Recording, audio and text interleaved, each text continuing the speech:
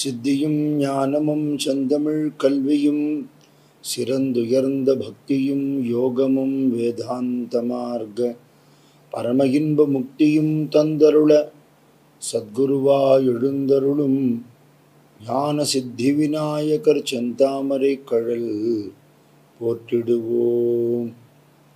கல்லாலின் புடையமர்ந்து நான்மறை ஆரங்கம் முதல் கற்ற கேள்வி வல்லார்கள் நால்வருக்கும் வாக்கிறந்த பூரணமாய் மறைக்கும் அப்பாலாய் எல்லாமாய் அல்லதுமாய் இருந்ததனை இருந்தபடி இருந்து காட்டி சொல்லாமற் சொன்னவரை நினையாமல் நினைந்து பவத்தொடக்கை வெல்வாம். குருவே சிவமென்று கூறினான் நந்தி, குருவே சிவமென்று கூறினர் குறித்தோர், குருவே சிவனுமாய் கோனுமாய் நிற்கும் குருவே உரை உணர்வற்றதோர் கோவே. முக்தரை பகைவரென்றும் மூர்க்கரை உறவரென்றும் பித்தராய் அநேக ஜன்மம் பிறந்து இறந்து உழலுவோர்க்கு பக்தியால் யோகம் காட்டி யோகத்தால் ஞானம் காட்டும் சத்திய ஞானானந்த சத்குரு பாதம் போற்றி. சத்குருநாத மகாராஜ் கி ஜெய். ஆலவாய் அண்ணல் செய்த அருட்பெரும் ஆடலெல்லாம் கோலமாம் தமிழில் செப்பி குறைவிலா பக்தி செல்வம் ஞாலம் வாழ் மக்கள் பெற்று நலமுடன் வாழத் தந்த சீலனாம் பரஞ்சோதி செவ்வடி சென்னி வைப்பாம்.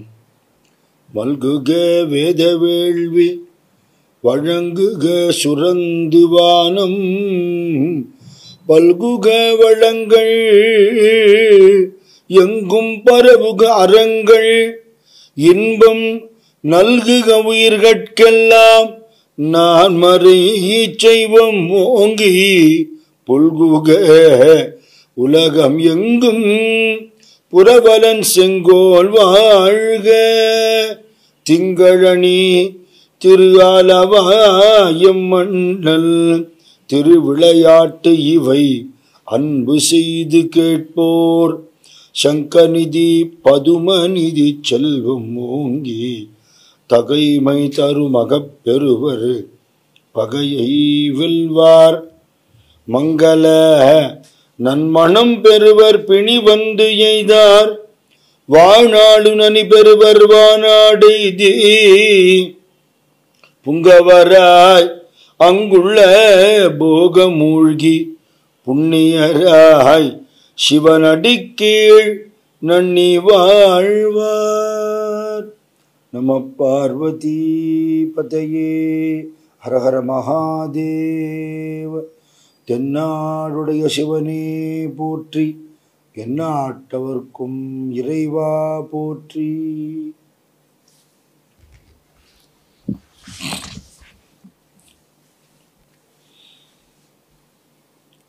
சத்சங்க மகிமையினால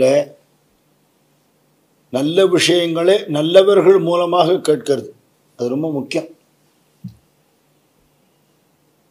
திருவில்கணி பெரியவான்னு சொல்லக்கூடிய கோவிந்த தாமோதர சுவாமிகள் சொல்லுவார், பால் உடம்புக்கு நல்லதுன்னா கூட சீக்கு பிடிச்ச மாடு உடம்புலேருந்து பால் வந்து சாப்பிட்டா அது உடம்புக்கு கெடுதல்னு சொல்லுவார்.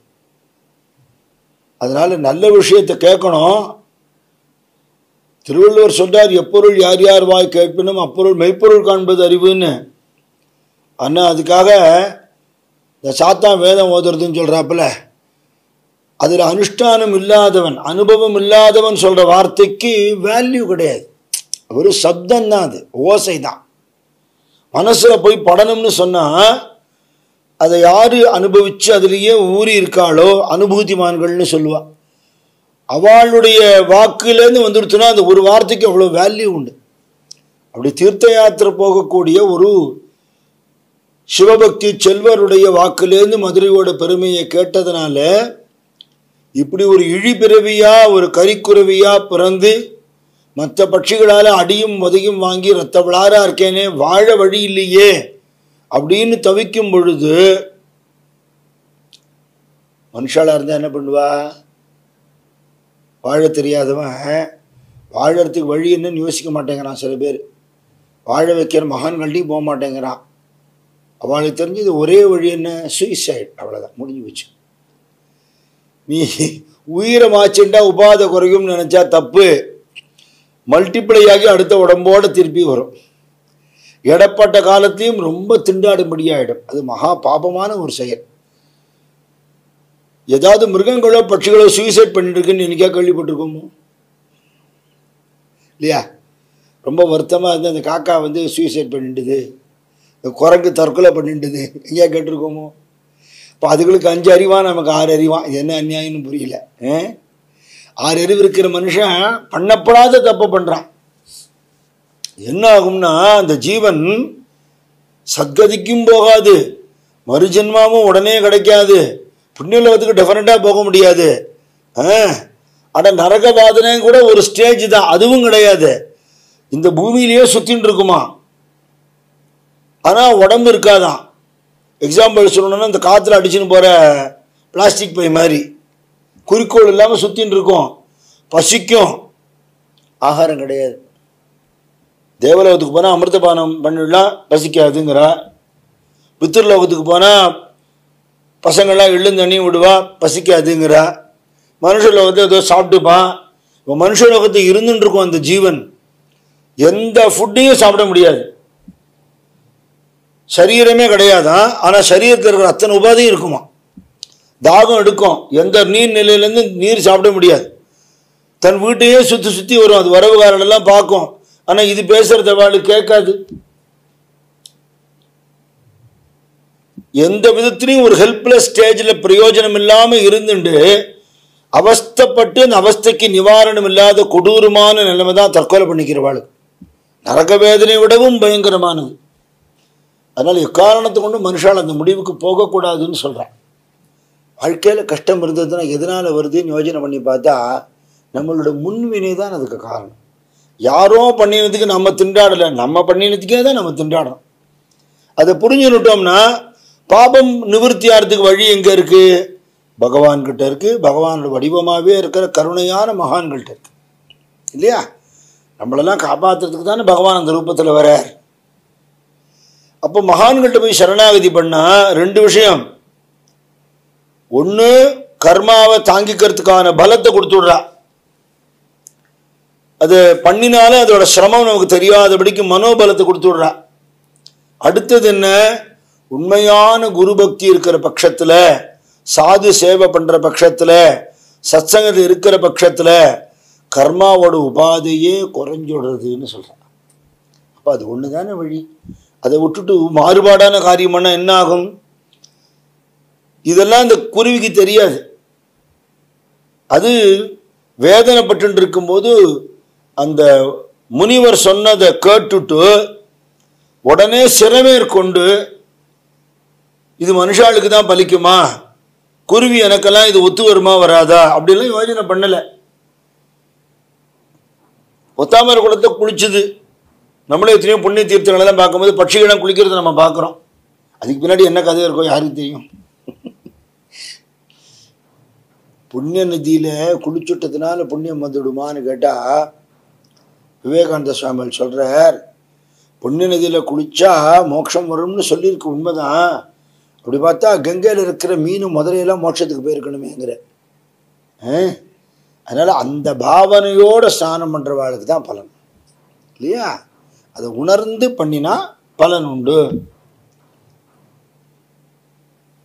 அப்படி உணர்ந்து இது ஸ்நானம் பண்ணி பொத்தாமர குளத்தில் குளிச்சுட்டு சுவாமியோட கோவிலை பிரதட்சணம் பண்ணி இந்த குருவியால் வேறு என்ன பண்ண முடியும்? குளிக்க முடியும், பறந்துட்டே பிரதட்சணம் பண்ண முடியும், வேற எதுவும் பண்ண முடியாது. சுவாமி தெரியிறாப்புல உட்காந்து கோவிலில் எங்கேயா ஒரு பக்கத்தில் குருவி உட்காந்துக்கலாம் இல்லையா? தனக்கு தெரிஞ்ச ஒரு மனமொழியில் இல்லையா சுவாமி ஸ்தோத்திரம் பண்ணுறது, அர்ச்சனை பண்ணுறதுன்னு சொல்லியிருக்கான். ராமகிருஷ்ண சொல்லுவார், ஒருத்தர் தன் குழந்தைகிட்ட மழையில் குழந்தைகிட்ட ஒரு தகப்பனார், என் பேர் என்ன சொல்லு? அவள் பேர் ஒரு வேளை சதுர்புஜ தாசன்னு வச்சுக்கோங்களேன். இப்படி ஒரு பேர் இருக்கு என்ன, வல்லபாச்சாரியாரோட 8 சிஷ்யாவில் ஒருத்தர் பேர் இது. சொல்லு அப்படிங்கிட்டா தத்து தத்தா அப்படிங்கும். அது அப்பா என் பேர் ஒழுங்கா சொல்ல தெரியல நீ அப்படின்னு ஒரு அரைவாரா, குஷி ஆயிடுவேன். என்ன அழகா சொல்றாங்க இல்லையா? உனக்கு அவன் நாமாவை சொல்லணும்னு நீ ஆசைப்படு, அதுல இருக்கிற கிராமட்டிக்கல் மிஸ்டேக் கூட பகவான் பார்க்கறது இல்லைங்கிற இல்லையா? முக்கூர் லட்சுமி நரசிம்மாச்சாரியார் சொல்லுவார், திருப்பதிக்கு போயிருந்த போது ஒரு சமயம் யாரோ ஒருத்தன் கோஹிந்தா கோஹிந்தான்னு சொல்லிட்டு இருந்தான். அட பாவி, இருக்கிறதே எளிமையான நாமா, இது கூட ஒருத்தருக்கு வாயில வரலையே அப்படின்னு நினைச்சுட்டாரான். அவன் இவருக்கு நினைச்சுட்டு அவனுக்கு தெரியாது. அவன் கோபுரத்தை பார்த்து கத்துறான், வருஷா வருஷம் உன்னை கும்பிடுறேன் கோஹிந்தா, என் குடும்பத்தை நல்லா வச்சிருக்கே கோஹிந்தா அப்படின்னு அவனே இவர் நினைச்சுனாரான். இவன் உளர்றதுக்கே அவர் நன்னா வச்சுருக்காரு போல் இருக்கு. அப்போ இதை தலையிடுறதுக்கு நான் யாரு? அவன் கோஹிந்தான்னு கூப்பிட்டாலும் அவன் படிக்காதவன் அது கோவிந்தான்னு பகவான் எடுத்துன்னு விட்டார் இல்லையா? அந்த எண்ணம் தான் முக்கியம். அந்த எண்ணம் இல்லாதபடிக்கு நீ ஸ்பஷ்டமா ஸ்லோகமே சொல்ல, நோ எஃபெக்ட் இல்லையா? நாமஜபம் பண்றோம் அப்படின்னா அது உள் வாங்கிட்டுன்னா சொல்லணும். ஒரு டேஸ்டி டிஷ்ஷை கொடுத்து ஏதோ வேண்டாம் விருப்பா லேகியம் திங்கிறப்பல தின்னுட்டு திருதுன்னு ஒருத்தன் முடிச்சான்னா, ஏண்டா எவ்வளோ நன்னா கொடுத்துருக்கேன் அப்படின்னு சொல்ல மாட்டாள.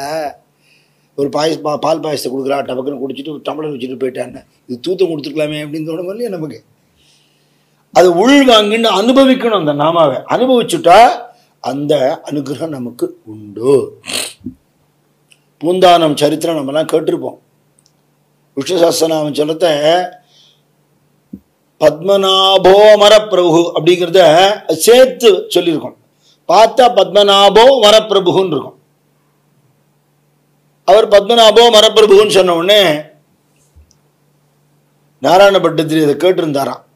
அவர் சொன்னாரா, ஓய் ஒழுங்கா சொல்லுமே ஐயா, அமரர்களுக்கு பிரபுயா, அது சந்தி ஜாயினிங் வேர்டு சேர்ந்து வரும்போது பத்மநாபா அமரப்பிரபு அப்படி வரும், பத்மநாபோ மரப்பிரபுன்னு சொல்லலாமா அப்படின்னு உடனே சரின்னு கேட்டுட்டார். ஆனால் அவருக்கு அப்படியே பதிஞ்சு போனதுனால திருப்பி அவர் சொல்ல சொன்னா கூட அப்படியே வருது. அவருக்கு பிடிக்கல, இப்படி வளர்றாரேன்னு பரிகாசம் பண்ணிட்டு போயிட்டார்.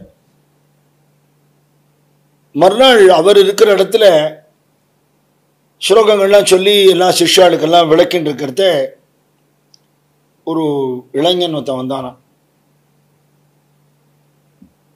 இந்த விஷ்ணு சஹஸ்ரநாமத்தில் இந்த பதம் இருக்கே, அதுக்கு என்ன அர்த்தம்? பத்மநாபன் அமரர்களுக்கு பிரபுன்னு அர்த்தம். அவர் என்ன சொன்னார்? அவர் மரப்பிரபுன்னு சொன்னார். சொல்லலாமா அப்படி? அமரர்களுக்கு பிரபுன்னா மரத்துக்கு பிரபு இல்லையோ அப்படி சொல்லி தூக்கி வாரி போட்டுது. ஆமா, மரத்துக்கு அவர் தானே பிரபு. அமரர்களுக்கு பிரபு ஒஸ்தியை நம்ம சொல்றோம், மரத்துக்கு அவர் தானே பிரபு. ஏன்னா இவருக்கு தன்னோட தப்ப ஒத்துக்கிறதுக்கு முடியல. எனக்கு இலக்கணம் தான் முக்கியம் அப்படின்னாரா, எனக்கு பக்தி தான் முக்கியம்னு மறைஞ்சு போயிட்டானா. இன்றைக்கும் குருவாயூர் போனேன்ல, அங்கே ஒரு இந்த தேவஸ்தான ஆஃபீஸில் ஒரு மரத்து மேலே குருவாயூரப்பன் முகம் இருக்காப்பில் போட்டு அதுக்கு மாலை போட்டிருப்பாங்க. பத்மநாபோ அமரப்பிரபு தான், மரப்பிரபு தான், ரெண்டும் தான். எல்லா எறும்புலேருந்து சகல ஜீவராசிக்கும் பகவான் தான் பிரபு, நமக்கும் அவர் தான் பிரபு, தேவர்களுக்கும் அவர் தான் பிரபு இல்லையா? அதனால எந்த ஜீவனா இருந்தான்னு அதுக்கு பக்தி இருக்குன்னா பகவான் ஏத்துக்கிறார். இந்த ஜீவனுக்கு பக்தி இருந்து இது பிரதட்சணம் பண்ணினதோட பலன் என்ன? முதல்ல அம்பாளோட கருணை கண்பட்டு.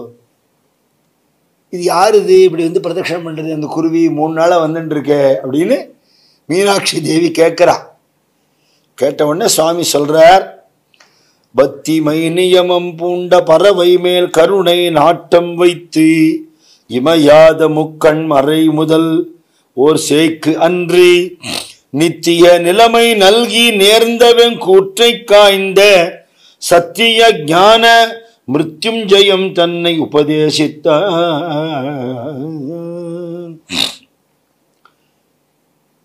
பக்தி நியமத்தோடு இருக்கிற இந்த பறவை மேல கருணையை நாட்டம் வைத்தார் இறைவன்.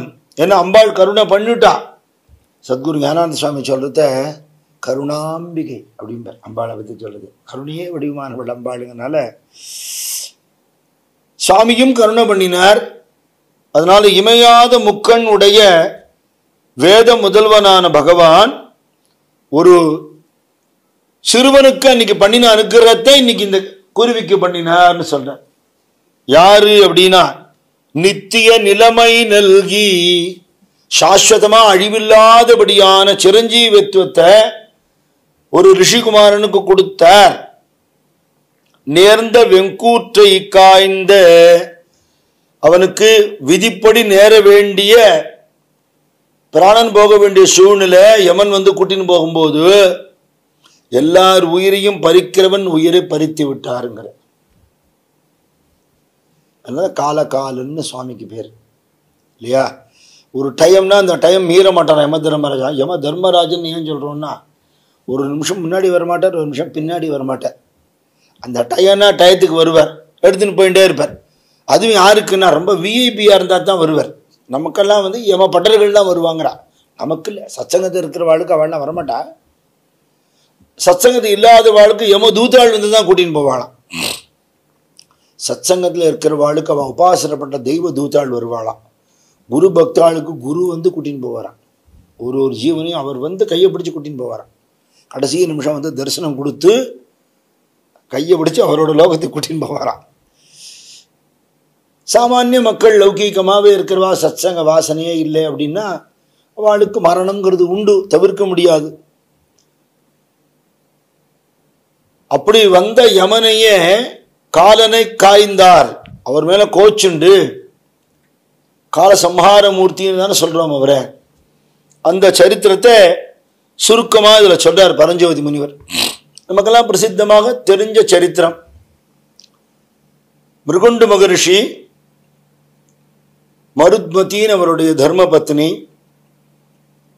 பிரம்மயஜ்யம் பண்றத சர்வரிஷி பத்னி ஸ்தர்ப்பயாமிங்கிற வார்த்தை வரும்போது ஒரு நிமிஷம் மனசு உருகும். ஏன்னா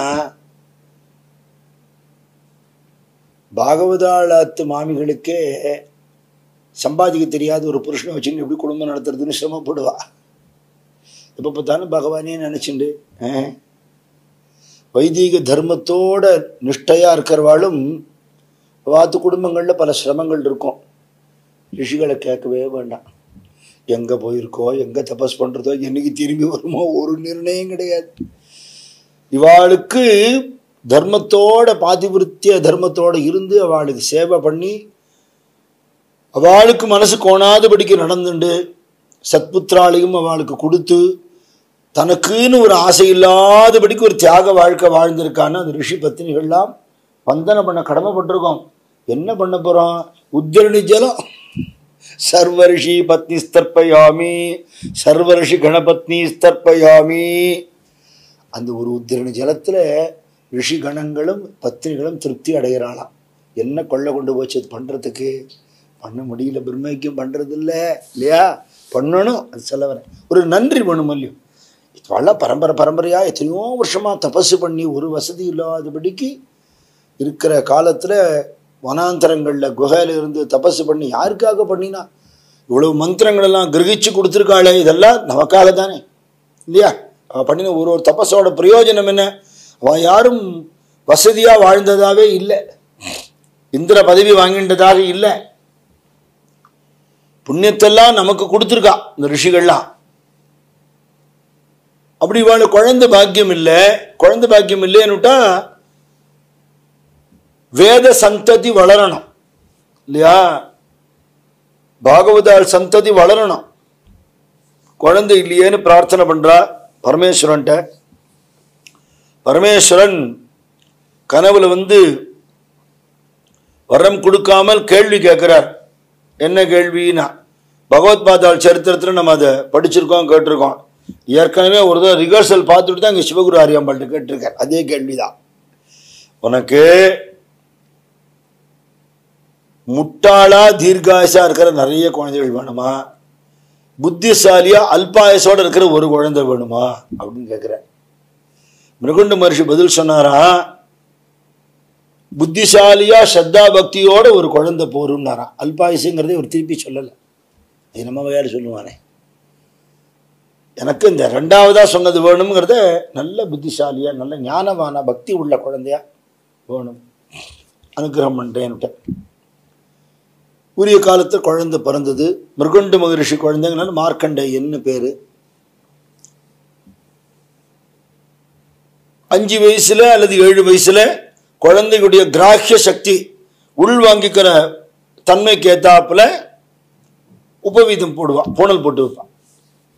அதுக்கு முன்னாடி வாக்கு முன்னாடியே வந்துடும் இல்லையோ, குழந்தைக்கு பேச ஆரம்பிச்சிருமே மழலை மொழி. அப்போலேருந்து என்ன கத்துக்கணும்னா, காரைக்கால மேர் சொல்ல, பிறந்து மொழி பயின்ற நாளிலிருந்து உன் நாமம் நவின்றேன். என் வாக்குல வந்த முதல் வார்த்தையே சிவாங்கிறது தாங்க. அது மாதிரி பகவன் நாமாவை சொல்லி கொடுத்து சின்ன வயசுலேயே குழந்தைகளுக்கு பக்தி ஸ்ரத்தையை ஊட்டி வளர்ப்பா அந்த காலத்து பெரியவர்கள்லாம். அப்புறம் பூணல் போடுற நேரத்தில் பூணலை போட்டு, நிச்சயமா 5 வயசுல தான் போட்டுப்பானே, இருக்க போகிறதே 16 வயசு தான் சொல்லிட்டார் சுவாமி. 16 வயசு தான் இருப்பான்னுட்டார். அவனுக்கு எல்லாம் கற்றுக் கொடுக்குறா, வேதம் எல்லாம்.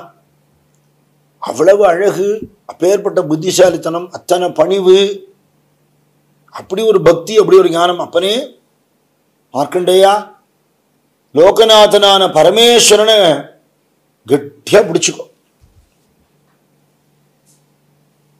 அவர் நம்மளை எல்லா ஆபத்திலிருந்து காப்பாற்றுவார் அப்படின்னு சின்ன வயசுலேயே விதையை போட்டு விட்டான். அதே மாதிரி குழந்தை நல்ல பக்தியோட இருந்தான்.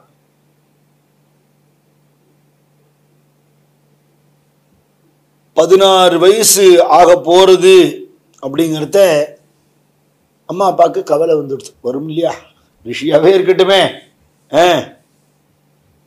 ஒரு கவலை இருந்திருந்து நமக்கு சுவாமி ஒரு வரத்தை கொடுத்தார். அவர் மேல தப்பு இல்லை, அவர் கேட்டார் இதுவா அதுவான்னு. நமக்கு அசத்து கூட்டத்தை வச்சுன்னு என்ன பண்ண போறோம், நம்ம யாருக்கும் பிரயோஜனமே இல்லையே. அவ தீர்காயசா இருந்தானே இல்லாட்டான்னு ஏகப்பட்ட குழந்தைகள் முட்டாள்களா வச்சுண்டு, புத்திசாலியா ஒரு குழந்தை ஞான பக்தியோட கேட்டோம், கொடுத்துட்டார்.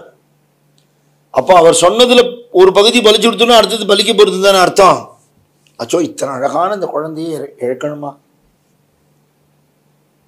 இவனுக்கு துர்கதி வந்துடும் போல இருக்கே அப்படின்னு கவலைப்பட்டு இருக்கிறத ஒரு நாள் மார்க்கண்டேயன் அம்மா அப்பாவை நமஸ்காரம் பண்ண பழக்கம் முடியும். சேஷாதிரி சுவாமி சரித்திரத்தை நம்ம பார்க்குறோம். நித்தியப்படி அம்மா அப்பா ஜீவியவந்தாளா இருக்கிற மட்டுக்கும் எங்கே போகிறதுக்கு முன்னாடி ஒரு நமஸ்காரம் பண்ணிட்டு போகணும், ஒன்றும் நஷ்டம் இல்லை.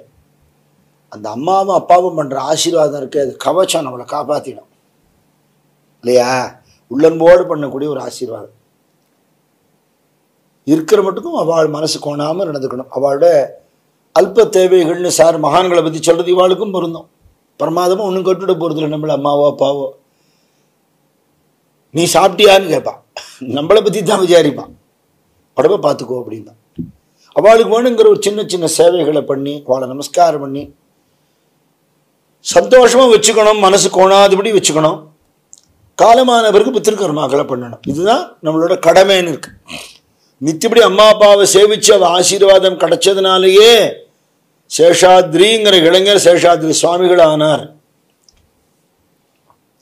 அப்படி நமஸ்காரம் பண்ணிட்டு அப்பாட்ட முகத்தை பார்த்தப்பா முகம் கவலையா இருக்கே, அம்மா முகம் கவலையா இருக்கே, என்ன விஷயம், எவ்வளோ மறைச்சாலும் முகத்தில் தெரிஞ்சு போயிடும் இல்லையா.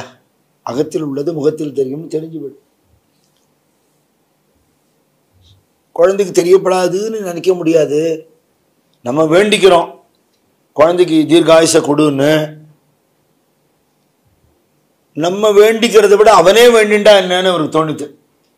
அதனால அவங்கள்ட்ட சொல்லலடா, நீ சொல்கிறேன் 16 வயசு தான் உனக்கு ஆயுசு, நீ பிறக்கிறதுக்கு முன்னாடியே சுவாமி கேட்டால் நாங்கள் இப்படி வேண்டிண்டோம், அந்த காலம் நெருங்கிறத பயமாக இருக்கு, பிரார்த்தனை பண்ணிட்டு தான் இருக்கோம். அதனால சுவாமிகிட்ட நீயும் வேண்டிக்கோ தீர்காயுசுக்கு. குழந்தை பதில் சொன்னானா, அப்பா நீங்கள் என்ன சொல்லி கொடுத்துருக்கள், பரமேஸ்வரன் கருணாமூர்த்தின்னு சொல்லியிருக்கேன், கேட்ட வரமெல்லாம் கொடுப்பார்னு சொல்லியிருக்கேன். நான் அதிக நாள் இருந்தால் என்ன பண்ண போகிறேன், நீங்கள் எப்படி வளர்த்துருக்களோ அப்படியே சத்காரியம் பண்ணிட்டு இருக்க போகிறேன். பூமிக்கு பாரமாக நான் இருக்க மாட்டேன். அப்படி ஒரு ஜீவனை தீர்காயுசு கொடுக்கறதுக்கு அவருக்கு என்ன கஷ்டம் இருக்குது இல்லையா? யமன் வந்தார்னா அவரோட கடமை அவர் பண்ணிட்டு போறார். அவருக்கும் மேலே உள்ளவர் இல்லையா பரமேஸ்வரன், எல்லா தேவர்களுக்கும் மேலே உள்ளவர் இல்லையா? நீங்க முதல்லயே சுவாமியை கெட்டியா பிடிச்சுக்கோன்னு சொல்லி கொடுத்துருக்கள். நான் இன்னும் உறுதியா பிடிச்சுக்கிறேன். சுவாமியை பிரார்த்தனை பண்றேன்னு சொல்லி உள்ளம் முருகி பகவானை வழிபட்டு இருக்கார். கோவிலே கத்தின்னு இருக்காரா. அந்த உரிய வேளை வந்துடுத்து. மிருத்யுஞ்சய மகாமந்திரம் அவருக்கு உபதேசிக்கப்பட்டது. நீங்க சொல்றார், நித்திய நிலைமை நல்கி நேர்ந்த வெங்கூற்றை காய்ந்த சத்திய ஞான மிருத்யுஞ்சயன் தன்னை உபதேசித்தார்னு சொல்ற. நாமெல்லாம் இப்ப கேட்டுக்கோம். இப்பெல்லாம் ரகசியம் எல்லாம் இல்லை. இப்போ காயத்ரி மந்திரமே ஏறப்படுறது. வாஸ்தவத்தில் குருமுகத்துல தான் வாங்கிட்டு சொல்லணும்னு இருக்கு. இதெல்லாம் வேத சம்பந்தப்பட்ட மந்திரங்கள் இல்லையா? யாரோ ஒரு மகான் யாரோ ஒரு சிஷ்யருக்கு கொடுத்தாருங்கிறதுனால எல்லாருக்கும் எல்லாம் ஜெனரலைஸ் ஆகிடாது. அது அந்த ஜீவனுக்கானதாக கூட இருக்கலாம், நமக்கு தெரியாது. பொதுவாக நம்ம சம்பிரதாயங்களில் குஹ்யமான ரகசியமான மந்திரங்கள்லாம் பிரகடனப்படுத்த மாட்டான். ஏன்னா அதுக்கு ஒரு வேல்யூ இருக்குது. இப்போது பணம் காசு நகை நட்டுன்னா அதுக்கு வேல்யூ இருக்குன்னு நம்ம நினைக்கிறதுனால தானே பொத்தி வைக்கிறோம். பிளாஸ்டிக் சாமான்கள் மாதிரி வைப்போமா, வைக்க மாட்டோம் இல்லையா? மந்திரங்களுக்கு ஒரு மகிமை இருக்கு. ஆனால் கலியில் என்ன சொல்றா, பகவான் நாமாவே மந்திரம்னு சொல்றா. நாமாவுக்கு விதி கிடையாது. யார் வேணா எங்க வேணா எப்போ வேணா சொல்லலாம். அப்படி சர்வசாதாரணமாக இருக்கனால இது சீப்பும் கிடையாது, அது வேல்யூபிள் தான். மந்திரங்கள்னு வரும்பொழுது சிவான்னு சொல்றது யார் வேணா சொல்லலாம் இல்லையா? பஞ்சாட்சரம்னு சொன்னாலே உபதேசம் வாங்கிக்கணுங்கிறா. பீஜாட்சரத்தோட கூடின மந்திரங்கள் உபதேசம் வாங்கிக்கணும்னு சொல்ற. வேத மந்திரங்கள் அப்படியெல்லாம் நியமம் இருக்கு.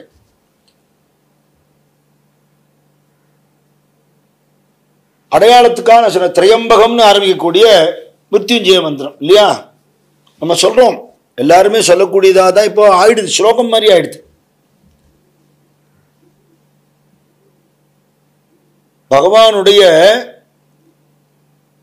அற்புதமான ஒரு பேரழகு, அவர்கிட்டேருந்து வரக்கூடிய ஒரு தெய்வீக நறுமணம், அவர் எல்லா அனுகிரகத்தையும் பண்ணக்கூடியவருங்கிற ஒரு கருணை இல்லையா? சுகந்திம்னு நல்ல வாசனை. நம்மெல்லாம் விபூதி பூச்சானா நம்மெல்லாமாவது ஜவ்வாதுவாது போட்டுப்போம் விபூதியில். அவர் சுடுகாட்டு சாம்பல் எடுத்து போட்டுக்கிறவர். சாமிகிட்டேருந்து இயற்கையான சுகந்தம் உண்டு. அம்பாள் மேலேயே ஒரு பாட்டு தபோவனத்தை பாடுவா. சுவாமி கூட இருக்கிறதுனால அவளும் அப்படிதான் இருப்பாளாம். அவர் சுகந்தம், இவர் சுகந்தி.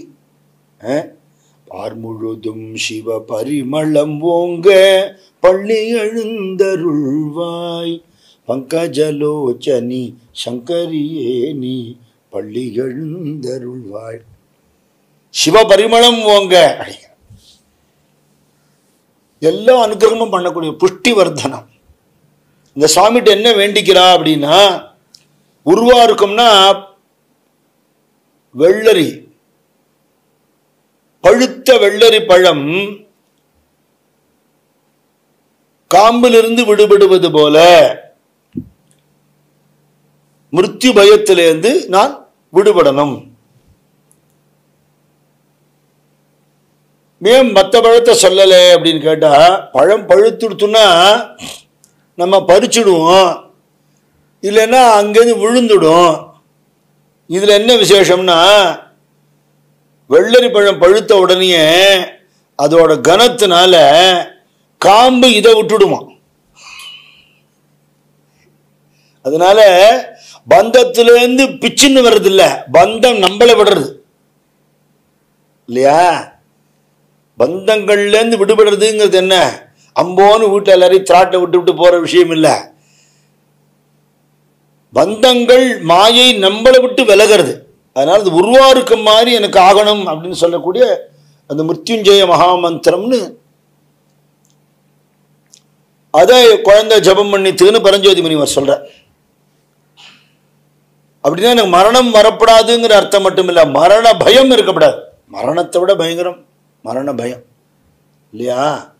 செத்துப்படுவோமா இந்த கோவிடும் போது என்ன பாடுபடுத்திட்டு எல்லாரும் ஏதோ காலிங் பில் அடிச்சா கூட யமன் வந்து நிற்கிறானோன்னு பயப்படுற அளவுக்கு எதுக்கு இல்லாமல் பயம். எந்த நியூஸை பார்த்தாலும் பயம். மூச்சு விட்டா பயம், நின்னா பயம், உட்காந்தா பயம், நடந்தா பயம், சாப்பிட்டா பயம்னு. அட போற உயிரை யாரும் தடுக்கவும் முடியாது, சாக மாட்டாங்கிறவர் யாரும் அனுப்பவும் முடியாது. ஒரு ப்ரிகாஷன்ங்கிறது இருக்க வேண்டியதுதான் for the society, it is needed. ரொம்பவும் பயந்து என்ன பண்றது? அப்படி உறுதியோட சுவாமி சரணத்தை பிடிச்சுன்னு இந்த குழந்தை பகவானோட திருநாமத்தையும் மிருத்யுஞ்சய மகாமந்திரத்தையும் ஜபம் பண்ண அந்த உரிய வேலை வந்துடுத்து. யமதூத்தாள்லாம் வந்துட்டா. ரிஷிகுமாரன் தானே, யமதூத்தாள்லாம் வந்தா. கோவில்லேருந்து இவன் வெளியில வரட்டும், இழுத்துட்டு போயிடுவோம். அவளுக்கு அவள் லெவலுக்கு ஏற்றாப்புல ஒரு பாசக்கயிறு இருக்கும் இல்லையா? யமன்ட்ட ஸ்பெஷலாக இருக்கும், இவாளுக்கு ஏற்றாப்புல ஒன்று இருக்கும். கோவிலுக்குள்ளே போகிறதுக்கு அவளுக்கு பர்மிஷன் கிடையாது, போகக்கூடாது. எங்கே தெய்வ வழிபாடு இருக்கோ அங்கெல்லாம் இவன் போக முடியாது. அதனால வெயிட் பண்ணிட்டு இருக்கான். வர மாதிரி தெரியல, நேரம் ஆகிட்டே இருக்கு. யம தர்மராஜா ரொம்ப பங்க்சுவல் இல்லையா? தாமசமாக எடுத்தோன்னா கோவிச்சு பாரு. ஓடி போய் சொன்னான், வெளியிலேயே வரமாட்டேங்கிறான், நாங்கள் என்ன பண்ணுறதுன்னு தெரியலையே. ஏன் அப்படி தாமசம் பண்ணிட்டு இருக்க? நாங்கள் என்ன பண்ணுறது, இப்படி ஆயிடுத்தேன். சரி நானே வரேன். அவர் ஒரு தேவன்கிற கிரேட்ல இருக்கிறதுனால உள்ளே போகலாம். ஆனால் அதுதான் அவ்வளோதான் லிமிட், அதுக்கு மேலே ஒன்றும் பண்ணக்கூடாது. குழந்தை வரும்போது தான் அவரை எடுத்துக்க முடியும். காத்திருந்து பார்க்குறாரு, வர மாதிரி தெரியல. மிருத்யு நெருங்கிடுத்துன்னு குழந்தைக்கு தெரிஞ்சு கொடுத்தவன்னு என்ன பண்ணா, சன்னிதானத்திலிருந்து கும்பிட்டு இருந்தவன் சுவாமி போய் கட்டினுட்டான், ஆற தழுவினுட்டான். மதுரையிலேருந்து ஓடி வந்த வெங்கட்ராமன்கிற சிறுவன் அண்ணாமலையார் கோவிலில் போய் அருணாச்சலேஸ்வரர் அப்படியே ஆலிங்கனம் பண்ணிட்டு, அப்பா நான் வந்துட்டேன்னு கட்டின்டாருன்னு சொல்றது சரித்திரம் இல்லையா? அப்படி இருக்க பிடிச்சுன்னு விட்டான். வெளியில் வரமாட்டேங்கிறான், நான் என்ன பண்ணுறதுன்னு தெரியலையே, என் கடமையை நான் பண்ணி ஆகணுமே. எனக்கு இந்த கடமையை யார் கொடுத்துருக்கா? ஈஸ்வரன் தானே கொடுத்துருக்கார். இப்போ என்னுடைய டியூட்டியை நான் பண்ணணுமேனு இந்த பாசக்கயிறு எடுத்து அந்த குழந்தை மேலே படுறாப்புல ஜாக்கிரதையாக வீசும் பொழுது லிங்கத்து மேலேயும் சேர்ந்து பட்டுடுத்து. சுவாமி தீர்மானம் பண்ணிட்டார், ஏற்கனவே அனுகிரகம் பண்ணுறதுன்னு. இப்போ யமன் மேலே மிஸ்டேக் இல்லாத ஒரு மிஸ்டேக்கை கிரியேட் பண்ணணும். என்ன பண்ணுறது, வேறு வழி இல்லையே. நீங்கள் தானே சொன்னேன்னு கேட்டு விட இல்லையா? அதனால எம் மேலேயா நீ பாசக்கயிறு போட்ட அப்படின்னு ஒரு சாக்கை வச்சு அந்த ஒரு உத விட்டார் யமனை, காலசம்ஹாரமூர்த்தி. இப்போ என்ன ஆச்சுன்னா, எல்லாத்துக்கும் மரணத்தை கொடுக்கிற யமன் மரித்து போனார். இது காசியில் நடந்ததுன்னு சொல்லுவா. கேரளாவில் கர்நாடகாலெலாம் ஒரு கோயில் கிளைம் பண்ணுறா. நம்ம ஊரில் திருக்கடையூரில் காலசம்ஹாரமூர்த்தி சன்னதியே இருக்கு. எது கரெக்டுன்னா, நம்ம ஏற்கனவே சொன்ன மாதிரி துளசிதாசர் இது மாதிரிலாம் டவுட்டுக்கெல்லாம் ரிப்ளை பண்ணியிருக்கேன். எல்லாம் கரெக்டுன்ட்டா, நீ ஏன் மண்டே போட்டு உழைப்பிக்கிறேன்ட்டு. ஒரு கல்பத்தில் திருப்பி பகவான் பண்ணுற லீலையில் ஒரு இடத்துல நடந்திருக்கலாம். ஒருத்தருக்கு ஒரு இடத்துல தரிசனம் கிடைச்சிருக்கலாம். இப்போ காளிய நர்த்தனம் பகவான் எங்கே ஆடினார்? யமுனா கரையில் ஆடினார். ஊத்துக்காடில் அவருக்கு தரிசனம் கொடுத்து அதை ரீப்ளே பண்ணினார். அதை பார்த்து அவர் பாடினார் வெங்கட கவி. இப்போ இங்கேயா நடந்தது? இங்கேயும் நடந்தது, அங்கேயும் நடந்தது. இது நமக்கு எதுக்கு விசாரம் இல்லையா? அந்த விஷயத்தை தான் எடுத்துக்கணும், அதில் விவகாரத்துக்கு இல்லை. கஜேந்திர மோட்சம் கூட இங்கே அத்தாளநல்லூர் நடந்ததுங்கிறா, நார்த்தில் ஏதோ ஒரு கோவிலில் நடந்ததுங்கிறா. ரெண்டும் கரெக்ட், அவ்வளோதான் விஷயம். பகவான் ஏன் ஒரே லீலையை திருப்பி பண்ணப்படாத? வெவ்வேறு இடத்துல அவருக்கு யார் ரூல் போட முடியும்? ஒன்றும் பண்ண முடியாது. இப்போ அந்த குழந்தைக்கு சத்குரு ஞானானந்த சுவாமி சொல்லுவார், 16ங்கிறது தலையெழுத்து, அதை மாற்ற முடியாது. பகவான் என்ன பண்ணினார்? என்றும்னு ஒரு வார்த்தையை முன்னாடி போட்டுட்டார். என்றும் பதினார், அவ்வளோதானே. நீ ரொம்ப வருஷம் இருன்னுட்டா வயசாகி கூன் விழுந்து கண்ணு தெரியாம போய் பல்லெல்லாம் கொட்டி அது ஒரு வாழ்க்கையாது. நமக்கு இடைஞ்சல் பிறத்தியாருக்கு இடைஞ்சல் இருக்கக்கூடாது. எப்பவும் நித்திய யௌவனமா இருக்கணும் இல்லையோ. அதனால என்றும் 16 ஆக்கிட்டார். இதுல சொல்றாரு, இவர் நித்திய நிலைமை நல்கின்னு சொல்றார். நித்திய நிலைமையை கொடுத்துட்டார். அப்பேற்பட்ட அந்த மிருத்யுஞ்சய மகாமந்திரத்தை பரமேஸ்வரனே இந்த கரிக்குருவிக்கு உபதேசம் பண்ணினாருங்கிற எவ்வளவு பெரிய விஷயம் இல்லையா? மார்க்கண்டேயனுக்கு கிடைச்ச மந்திரம் ஒரு ரிஷிகுமாரனுக்கு பிறந்ததுலேருந்து பிரஜை இருக்கிற நாள்லேருந்து சிவபக்தி பண்ணிட்டு இருந்த ஒரு குழந்தைக்கு பகவான் பண்ணின அனுக்கிரகத்தை சத்சங்கத்தை கேட்ட புண்ணியத்துக்காக. அதுதான் கதாசிரவணத்துக்கு நம்ம முன்னோர்கள்லாம் அவ்வளோ முக்கியத்துவம் கொடுத்துருக்காங்க. வேற வெட்டி பொழுதே போக்காதபடிக்கு நம்ம லௌகீகமாக நம்ம கடமைகள் என்னமோ அதை பண்ணணும். பாக்கி நேரத்தில் அந்த காலத்து என்டர்டெயின்மெண்ட்டுங்கிறது இதுதானே இருந்தது, கதாசிரவணம் தானே இருந்தது. எங்கேயாவது ஒரு இடத்துல ராமாயணமோ பாகவதமோ பாரதமோ ஸ்கந்த புராணமோ தேவி மகாத்மியமோ நடந்துகிட்டே இருக்கும். சேக்கிழார் நகரம் தமிழ்நாட்டில் மூல முடுக்கெல்லாம் பெரிய புராணம் சொல்ல ஆரம்பிச்சுட்டா. பரஞ்சோதி முனிவர்னால எல்லாரும் திருவிளையாடல் புராணம் சொல்ல ஆரம்பிச்சுட்டா. இதெல்லாம் சொல்லப்பட்டு கேட்கப்பட்டுட்டே இருக்க இருக்க இருக்க எல்லா விதமான உபதிரவங்களும் நம்மளை விட்டு நீங்கும். இந்த ஸ்ரவணம்ங்கிறதுக்கு அவ்வளோ முக்கியத்துவம் கொடுக்குறா. நீ அதுபடி இருக்கியாங்கிறது அப்புறம், கேட்டுட்டே இருந்துட்டு அதுபடி இல்லாமல் இருக்க முடியாது. தானே நம்மளோட கேரக்டரை அது மாற்றிவிடும். அப்படி இந்த மந்திரோபதேசத்தை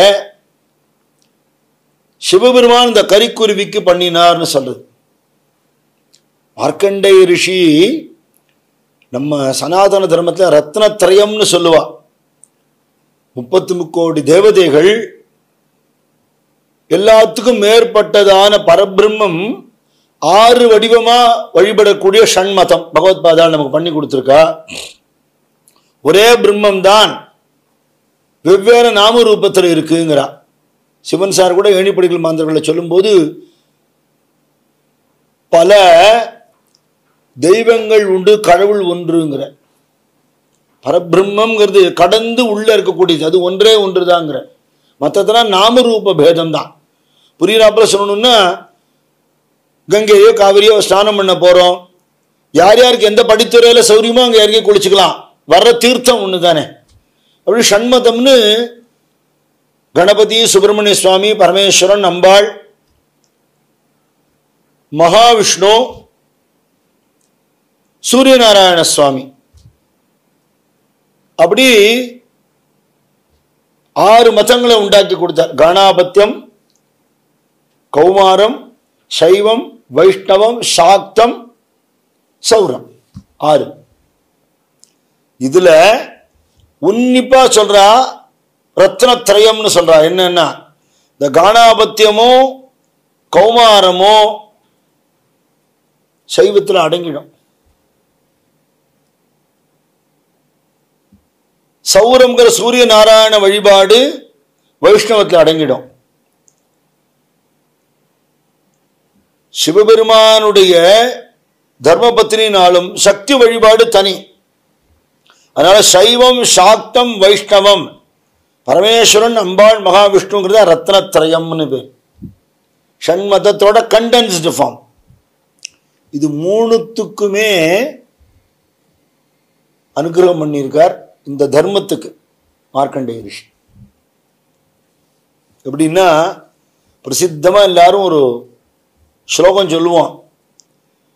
சந்திரசேகர சந்திரசேகர சந்திரசேகர பாஹிமா, சந்திரசேகர சந்திரசேகர சந்திரசேகர ரக்ஷமா, ரத்னசானுசராசனம் ரஜதாந்திரிசிங்கநிகேதனம், ரத்னசானுசராசனம்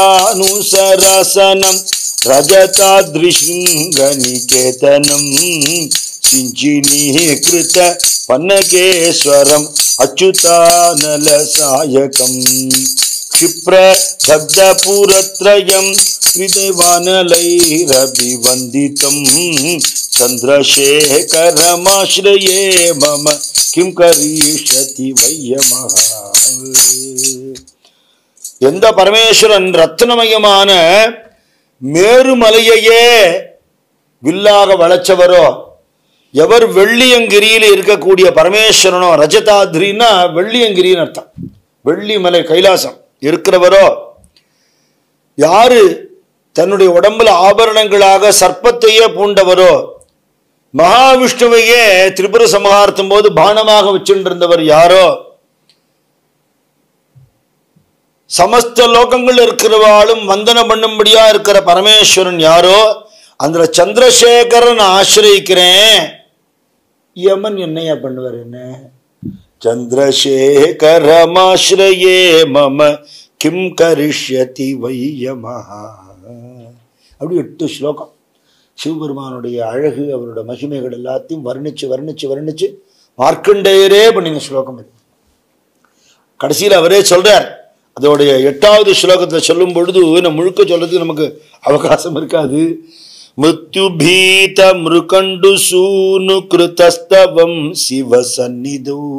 மிருத்யு பயம் ஏற்பட்ட மிருகண்டு உடைய புத்திரனாகிய நான் சிவ சன்னிதானத்தில் நான் இதை பாடுறேன். எத்ர குத்ர சயப்பட்டே நகி தஸ்ய மிருத்யு பயம் பவேத். யாருக்கு மரண பயம் வந்தாலும் இந்த ஸ்லோகத்தை சுவாமி சன்னிதானத்தில் சொன்னால் பூர்ண ஆயுர் அரோகதாம் அகிலாத்த சம்பதமதராத். தீர்க்க ஆயுசு, வெறும் ஆயுசு மட்டும் இல்லை, ஆரோக்கியமும் சேர்ந்து.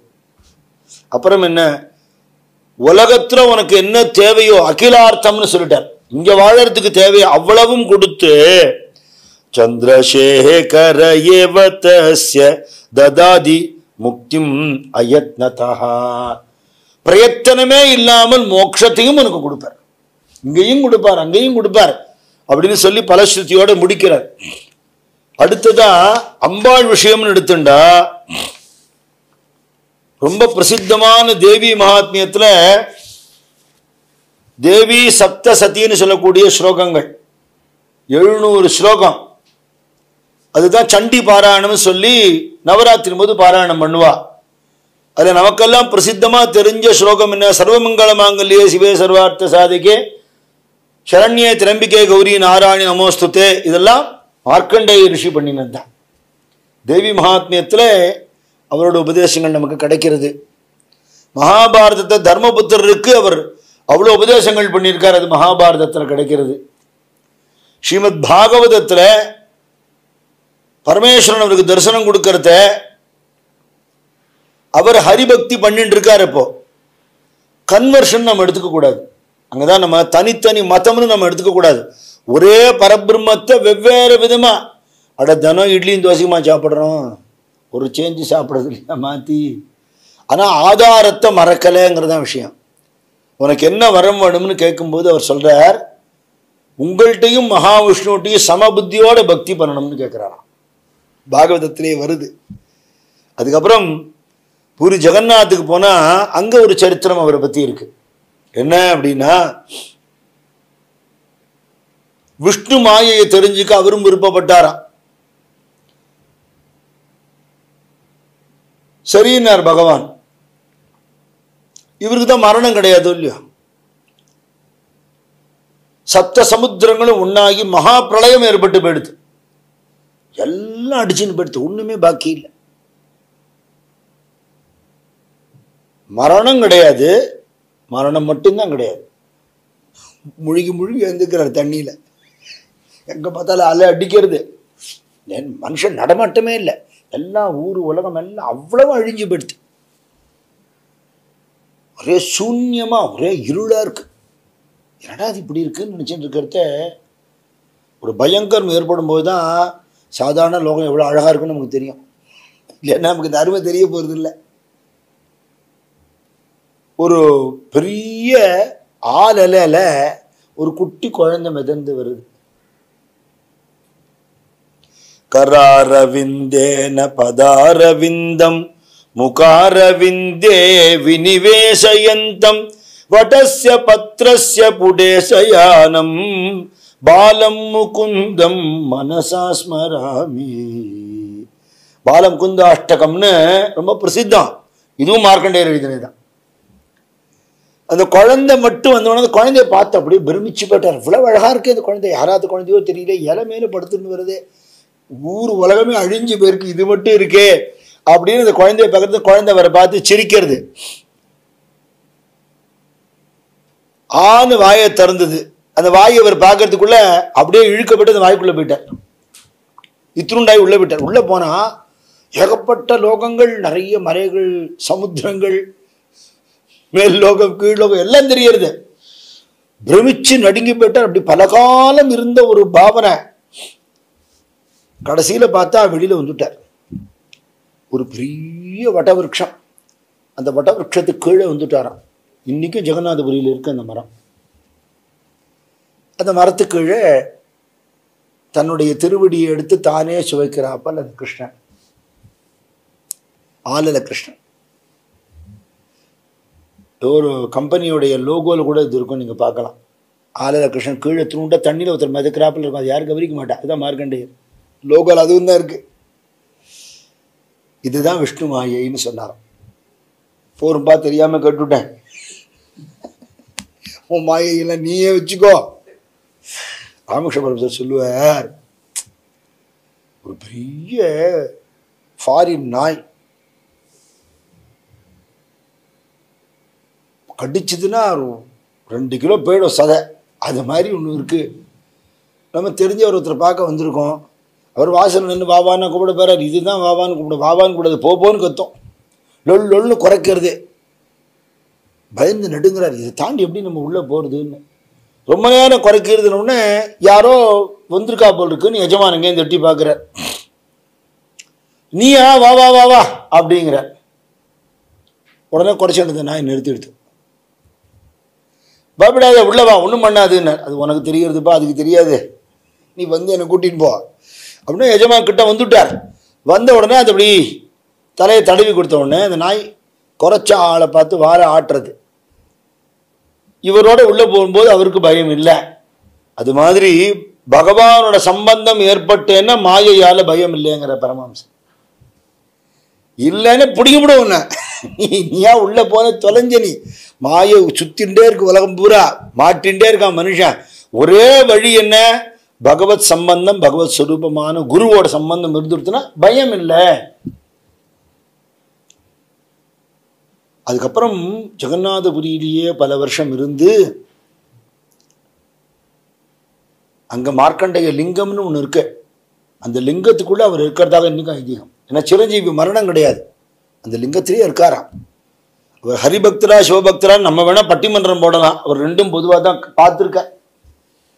நம்ம ஊர்ல என்ன விசேஷம்னு கேட்டா, அவருக்கு எத்தனை காலம் வேணா இருக்கலாம், கல்யாணம் பண்ணிட்டு குழந்தை பத்துக்கிறதுலாம் அவருக்கு ஆசை இல்லை. ஆனால் மகாவிஷ்ணுக்கு மாமனார் ஆனன்னு ஒரு எண்ணம் வந்து கொடுத்தான் அவருக்கு.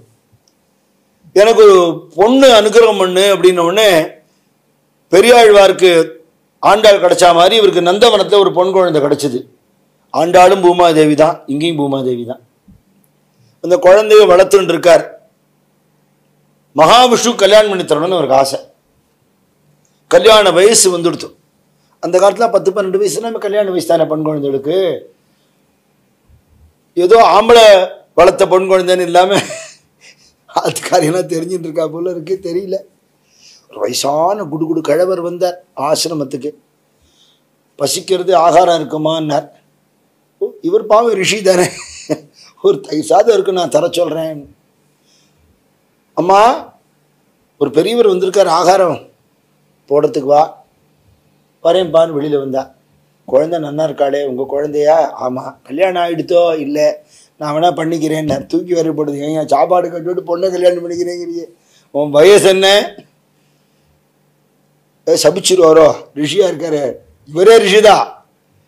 பகவான் வந்து விளையாடணும்னு நினச்சிட்டாருன்னா நம்ம ஞானம் எல்லாம் மறைஞ்சிடும். அந்த இடத்துல மறைச்சிடுவார். மாயாவி தானே. இல்லை இல்லை, நான் இவளை ஏன் கொடுக்கறதுக்கு இல்லை அப்படிங்கிறார். என்ன காரணம் சொல்ல முடியும்? உமக்கே தெரிய வேணாம், உன் வயசுக்கு கொள்ளு பேத்தி வயசில் கேட்குறியேன். அவளுக்கு சரியா சமைக்க தெரியாது அப்படின்னா பரவாயில்ல அப்படின்னா. உப்பு கூட சரியா போட மாட்டான்னு, அதனால பரவாயில்ல உப்பு இல்லாமே நான் சாப்பிட்டுக்கிறேன்னாராம்.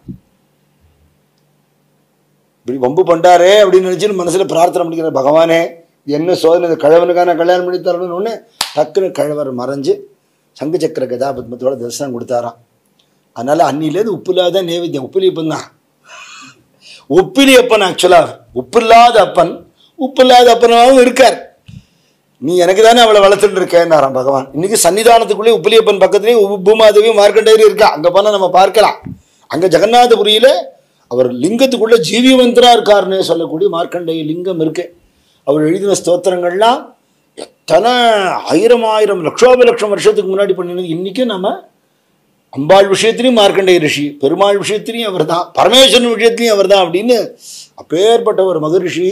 அதான் ரிஷிகளுக்கு நம்ம கடன் பட்டிருக்கோங்கிறதுனால்தான் ரிஷி ரிணம்னு சொல்றது தான் பிரம்மஜம் பண்றதோ அவளோட கிரந்தங்களை பாராயணம் பண்றது தான் ரிஷி ரிணத்திலேருந்து விடுபடுறதுக்கான வழி இல்லையா. பித்ரு ரிணம்ங்கிறது அவள் நம்மளை வளர்த்திருக்கிறபடி முறைப்படி வாழ்ந்து அவளுக்கு வேணுங்கிற கர்மாக்களை பண்றது. தேவ ரிணம்ங்கிறது பகவானுக்கு நம்ம என்னைக்கு நன்றி கடன் பட்டிருக்கோம், அவருக்கு பண்ணக்கூடிய பூஜைகள் வழிபாடு நம்ம வாழ்க்கையை அவருக்கு ஏத்தாப்புல மாற்றி அமைச்சுக்கிறது. அதனால தேவ ரிஷி பித்ரு ரிணம், இந்த கடன் போகணும். மனுஷாட்ட வாங்கின கடனை திருப்பி கொடுக்கறது பெரிய விஷயம் இல்லை, இதுதான் பெரிய கடன். அப்படி இந்த மிருத்யுஞ்சய மகாமந்திரத்தை சிவபெருமானாலேயே உபதேசிக்கப்பட்ட இந்த கரிக்குருவி, உவமையற்றவன் உரைத்த மந்திரம் செவி மடுத்தலும் சிற்றுணர்ச்சி போய் பவம் சுற்றிட படு கரிக்குருவி கவலை விட்டு அரண் கழல் வழுத்துமால். தனக்கு சமமில்லாத சமான ரகிதனான ஈசனே, ஈசனே இந்த எழுக்கிறங்க இன்னும் தாமதமான ஒரு பாட்டு உண்டு. சமான ரகிதனான ஈசனே அப்படின்பா. அவருக்கு சமமா யாருமே இல்லையா, அது ஓமையற்றவன்கிறார். அவர் உரைத்த மந்திரம் அத செவி மடுத்தத உடனேயே ஜபம் பண்றதுக்கு முன்னாடியே ஒரு பெரிய மகாத்மாட்டேந்து மந்திரம் வாங்கிண்டா அந்த க்ஷணமே அனுகிரகம் கிடைச்சிடுமா. துக்காராமரா சொல்றார், குரு எப்படி அனுகிரகம் பண்ணுவார், ஃபாஸ்ட். அப்பனா சரிக்கே கரித்தி தற்கால நாகி கால வேள தயாலாகி சத்குரு வாஞ்சுனி சாம்படேன சோய தரவேத்தே பாய ஆதி ஆதி. அது கேட்ட உடனேயே ஊமையற்றவன் உரைத்த மந்திரம் செவி மடுத்தலும் சிற்று உணர்ச்சி போய், ஒரு பட்சிக்குண்டான அல்ப அறிவுகள் போய் பவம் சுற்றிட படு கரிக்குருவி கவலை விட்டு அரண் கடல் வழுத்துமால். தன்னை ஸ்துதி பண்றதுக்கான ஒரு வாக்கு கொடுத்து அனுகிரகம் பண்ணினான் பகவான். அது பரமேஸ்வரனை ஸ்துதி பண்றது. எண்ணிலா உயிர்க்கு இறைவா போற்றி. அது கீச்சு கீச்சுன்னு தான் கத்திருக்கோம், சுவாமிக்கு புரியும் அவ்வளவுதான். வான் தண்ணிலா மதி ஜட்டிலா போற்றி. எல்லா உயிர்களுக்கும் இறைவனா இருக்கிற பரமேஸ்வரா சந்திரசேகரா, வான் தண்ணிலா மதி ஜட்டிலா போற்றி. என் புண்ணிய பையன் போற்றி. அங்கையர் கண்ணினாதா நின் கருணை போற்றி. ஏதோ நல்ல காரியம் பண்ணி இருந்திருப்பேன் போன ஜென்மால, இல்லைன்னு எனக்கு இந்த பாக்கியம் அந்த மகான் சொல்றதை கேட்டு அதுபடி நடக்கணும்னு தோணித்துன்னா 3 நாள்லயே அனுகிரகம் பண்ணிட்டேட சுவாமி இவ்வளவு வேகமா. தெளிதலின்றியே செறிந்த தீமையால் விழியும் என்னையும் ஆளல் வேண்டுமோ. எளியர் எங்குளார் என்று தேர்ந்து தேர்ந்து அழியாவது உன் அருளின் வண்ணமே. மனுஷனா பிறந்து தப்பு பண்ணியிருக்கேன், இப்ப தப்பு பண்ணினா பரவாயில்ல, அறிவில்ல. அறிவிருந்த ஜென்மால தப்பு பண்ணியிருக்கேன், அதனால இந்த ஜென்மா எடுத்து இப்ப நான் அவஸ்தைப்பட்டு இருந்திருக்கேன். இது வரல. தெளிதலின்றியே செய்த தீமையால் விழியும் என்னையும் ஆளல் வேண்டுமோ. என்னையும் நீ ஆளணுமா, உனக்கு என்ன தலையெழுத்தான்னு கேட்கிறார். அந்த கரிக்குருவி கேட்கறது, எனக்கு அனுக்கிரகம் பண்ணியே, ஏன் பண்ண,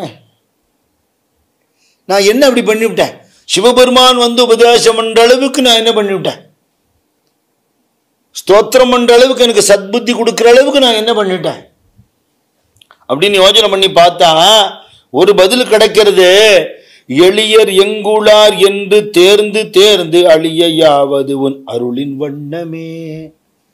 யாரு எளியவர்கள், யாரு டிசர்விங்னு தேடி தேடி போய் அனுகிரகம் பண்ற உன் கருணையை தவிர நான் வேற என்ன சொல்லுவேன் இல்லையா? பசின்னு கேட்கிறவாளுக்கு வீட்டு வாசல்ல சாப்பாடு கொடுக்கறவா உண்டு, கதியில்லாத தெருவில் இருக்கிறவாளுக்கு போய் சாப்பாடு கொடுக்கிறவாளும் உண்டு.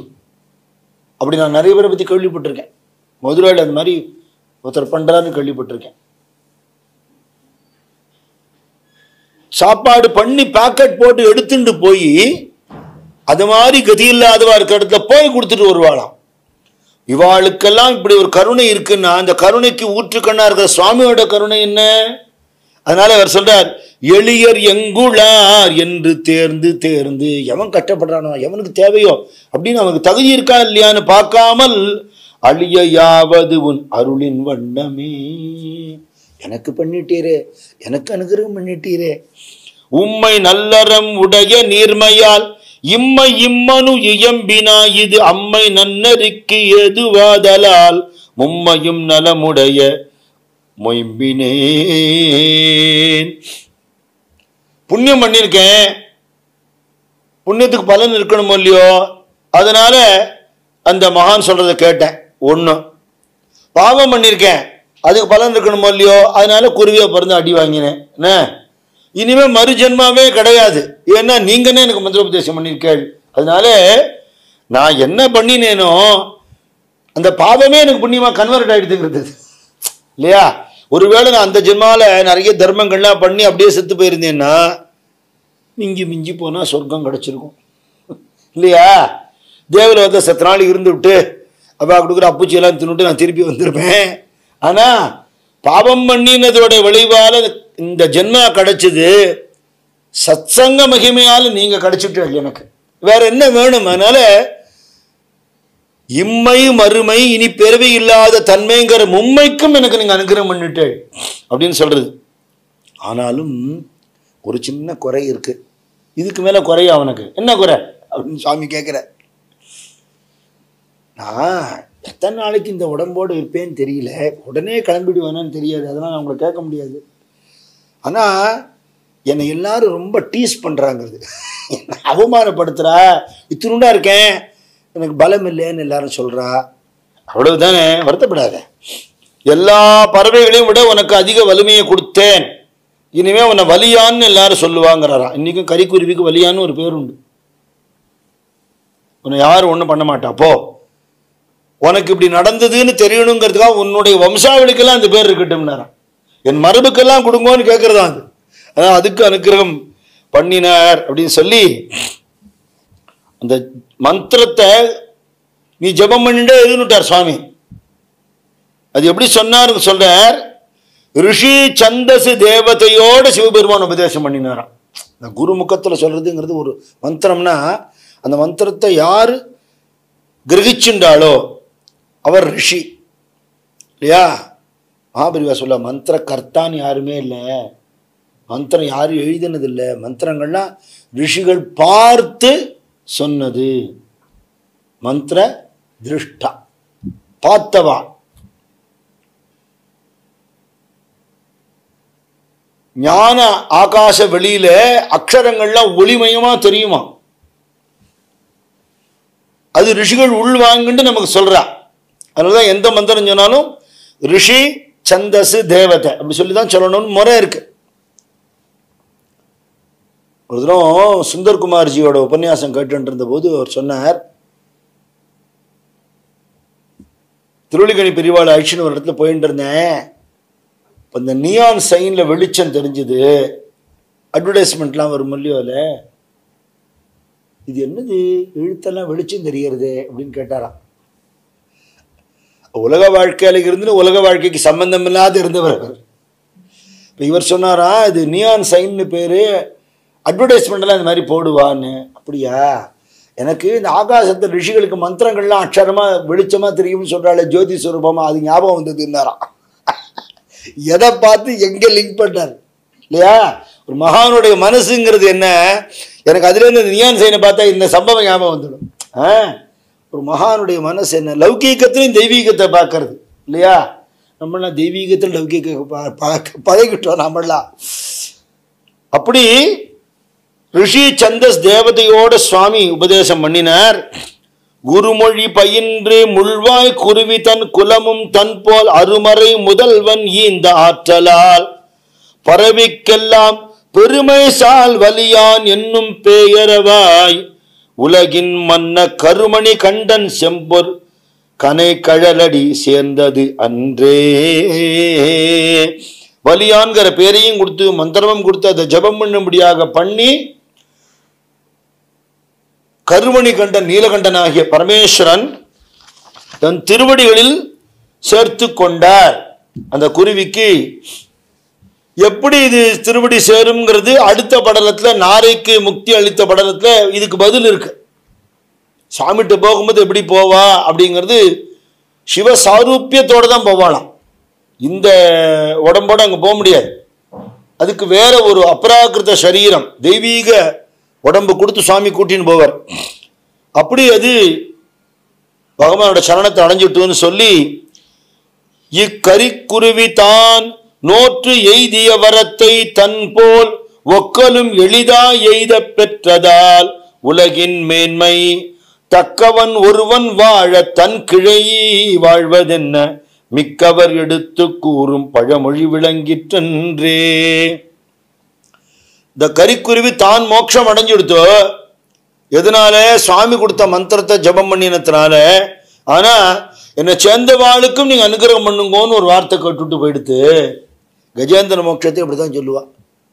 பகவான் வந்துட்டார்னு உடனே கஜேந்திரனுக்கு இந்த திவ்ய திருமேனி வந்துடுத்தோ. விமானத்தில் ஏறி போறத எனக்கு ஒரு சத்தியம் பண்ணி கொடுக்கணும். என்ன வேணும்? வைகுண்டத்துக்கு நான் கூட்டின்னு போறேன். உங்களையோ என்னையோ நான் பண்ணின கஜேந்திர ஸ்துதியையோ இல்லை அவ்வளவெல்லாம் முடியல, ஒரு தடாகத்தையோ ஒரு தாமரை பூவையோ சங்கையோ சக்கரத்தையோ கதையோ பத்மத்தையோ கருடனையோ அட ஒரு யானையோ எதையாவது காலங்காத்தால் யார் நினைக்கிறாளோ அவளுக்கு எனக்கு கொடுத்த நல்ல கதி கொடுக்கணும் சத்தியம் பண்ணுங்கன்னு கேட்டாரான்.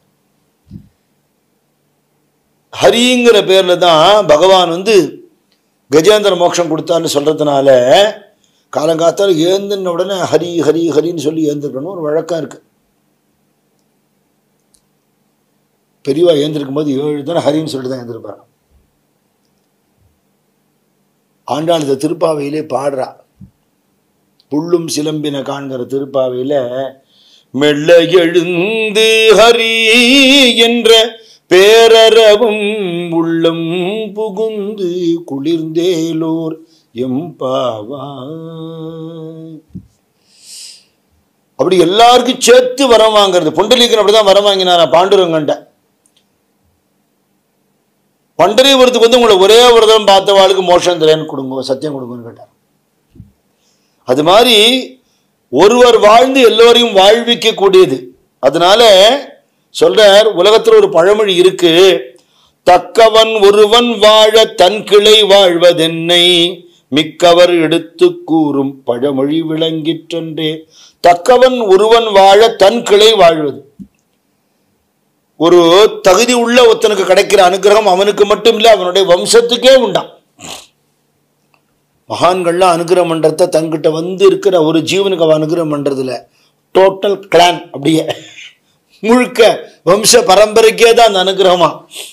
அப்படி சொல்லிட்டு சொல்றார், ஈசன் அடிக்கு அன்பில்லார் போல் எளியார் இல்லை, யாவர்க்கும் ஈசன் அடிக்கு அன்புடையார் போர் வலியார் இல்லை.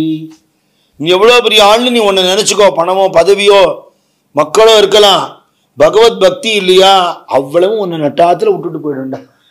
ஒருவே உன்னை காப்பாற்ற மாட்டான். மோட்சத்தை பத்தி பேசல, இருக்கிறதையே கவுத்துட்டு போயிடுவான், ஒன்னும் காப்பாற்ற போறது இல்லை. ஆனா எவனுக்கு பகவத் பக்தி இருக்கோ, அவன்கிட்ட பணங்காசு இல்லை, அவன்கிட்ட மனுஷால் இல்லைன்னு தெரிஞ்சா கூட எல்லாத்துக்குமா பகவான் இருந்து அவனை காப்பாற்றுவார். அவரே வலிமையா இருப்பார். யாவர்க்கும் ஈசன் அடிக்கு அன்புடையார் போர் வலியார் இல்லை. யாவர்க்கும் ஈசன் அடிக்கு அன்பின்மையால் எளிதாய் திரிந்த இக்கயவாய், கயவாய்ன கரிக்குருவி, ஈசன் அடிக்கு அன்புடைமையால் வலிதாயிற்றே எவ்வுயிர்க்கும். பகவத் பக்தினா என்னன்னு தெரியாத ஒரு சாதாரண கரிக்குருவி பகவானோட மகிமையை செவிமடுத்ததுனால, அப்படி க்ஷேத்திர தரிசனம் பண்ணினதுனால, சிவபெருமானே உபதேசிக்க பெற்ற பாக்கியத்தையும் அந்த மந்திரத்தை ஜபம் பண்ணி கைலாச பதவி சிவபதவியே அடைஞ்சு கொடுத்தோம்னா, ஈசன் அடிக்கு அன்புங்கிறது பகவத் பக்தி தான். பகவானோட சரணாரவிந்தத்துல பக்தி இருந்துட்டானால் அவளுக்கு எதுவும் அசாத்தியம் இல்லை, எல்லாமே சாத்தியம், எல்லாமே கைகூடுங்கிற இந்த சரித்திரத்துல சத்சங்கத்தோட பெருமை பெரிய புராணமா இருக்கட்டும், திருவிளையாடு புராணமா இருக்கட்டும், பாகவதமா இருக்கட்டும், ராமாயணம், எல்லா இடத்தையும் திருப்பி திருப்பி இதே தான் வரும். வாழ்க்கையில எந்த சந்தர்ப்பத்தையும் சத்சங்கம் நமக்கு இருந்துட்டே இருக்கணும். ஞானானந்த சுவாமி சொல்வார், சத்துக்களோடைய கூட்டு சத்சங்கம் அது எப்பவும் கிடைக்குமா தெரியாது. அவ அனுகிரகம் பண்ணின புண்ணிய கிரந்தங்களை பாராயணம் பண்றது சத்சங்கம், அதுவும் எப்பவும் கிடைக்குமா தெரியாது. ஆனா இந்த ரெண்டு சத்சங்கம் என்ன பண்ணும்? சத்சங்கமா போய் கலந்துக்கிறது, கேட்கறது, சத்சங்கமான கிரந்தங்களை படிக்கிறது, இது என்ன பண்ணும்? உள்ளுக்குள்ள இருக்கிற சத்தோட நமக்கு சங்கத்தை கொடுத்துரும். அது இடையூறு இல்லாத சத்சங்கம். இந்த சத்சங்கம் அங்க கொண்டு போய் விடணும். அதான் சத்சங்கத்தையோ நிசங்கத்தோன்னு சொல்றதோட அர்த்தம் என்ன? உள்ளுக்குள்ளேயே நீ அனுபவிக்கும் போது உனக்கு வெளியில போகணும்னு தோணாது. இங்க போய் அங்க போய் அதை பார்க்கணும், இதை பார்க்கணும். ஆனா அது வரல இல்லையா? மனம் அது செம்மையானால் மந்திரம் ஜபிக்க வேண்டான்னா, மனம் அது செம்மையாக மந்திரம் ஜபிக்க வேண்டும்னு அர்த்தம். செம்மையானால் ஜபிக்க வேண்டாம், நீ ஆலியா, நீ அதை பத்தி கவலைப்படுற. அது வரல நீ சத்சங்கத்துக்கு போய் போய் போய் போய் அந்த விஷயத்தை உள்வாங்கி உள்வாங்கி உள்வாங்கி அந்த சத்து உள்ளேயே இருக்குன்னு தெரிஞ்சுன்னு உள்ளோட கலக்கக்கூடிய நிலை இல்லையா? அதோட மகிமையை சொல்றார். அப்புறம் குருவாக ஈஸ்வரனே வரார். அந்த பக்தி அப்பேற்பட்ட பக்தியா இருந்ததுன்னா, மாணிக்க வாசகருக்கு குருந்த மரத்தடியில சுவாமியே தானே வந்து உபதேசம் பண்ணினார்னு சொல்றது. சில பேர் சொல்லுவா, இந்த மகானுக்கெல்லாம் குரு கிடையாது, அவளுக்கெல்லாம் பகவானே தான் குரு. சில பேருக்கெல்லாம் மனுஷ குருவா இருக்காளே, அதுவும் பகவான் தான். நம்ம அப்படி நினைச்சுக்கவே கூடாது. மனுஷ ரூபத்துல வந்து அனுகிரகம் பண்றாரு தவிர அவரும் பகவான் தான். அவர் எந்த வடிவமும் எடுத்துக்கலாமே இல்லையா? தன்னுடைய நிஜ வடிவத்திலேயே அனுகிரகம் பண்ணலாம், குரு வடிவத்தில் அனுகிரகம் பண்ணலாம். எல்லா சித்தாந்தங்கள்லையும் குருவை மனுஷனா பார்த்துட்டா பாபின்னு தான் சொல்றது இல்லையா? சிவவது திருஷ்யத்தே ஸ்ரீ குரு புண்ணிய கர்மணா, நரவது திருஷ்யத்தே ஸ்ரீ குரு பாப கர்மணா. அவர் சிவன்னு நீ தெரிஞ்சுனுட்டியா, நீ புண்ணியம் பண்ணிருக்க. நம்மள மாதிரி ஒரு மனுஷன் நினைச்சியா, நீ பாப்பின்னு. குரு கீதையில உள்ள ஸ்லோகம் இது. அதனால அந்த பக்தியினால சிவபெருமானே அனுகிரகம் பண்ணி மந்திரோபதேசமும் பண்ணி அதை ஜபமும் பண்ணி தானும் வாழ்ந்த தன் குலத்துக்கும் ஒரு வரத்தை வாங்கி அந்த கரிக்குருவி சிவபதம் அடைஞ்சது அப்படிங்கிற அற்புதமான சரித்திரம். இதுக்கு அடுத்த படலத்துல நாரைக்கு முக்தி கொடுத்த படலம்னு 48வது படலம். இது நம்ம அடுத்த பகுதியில் பார்க்கலாம். நம பார்வதி பதையே ஹரஹர மகாதேவ.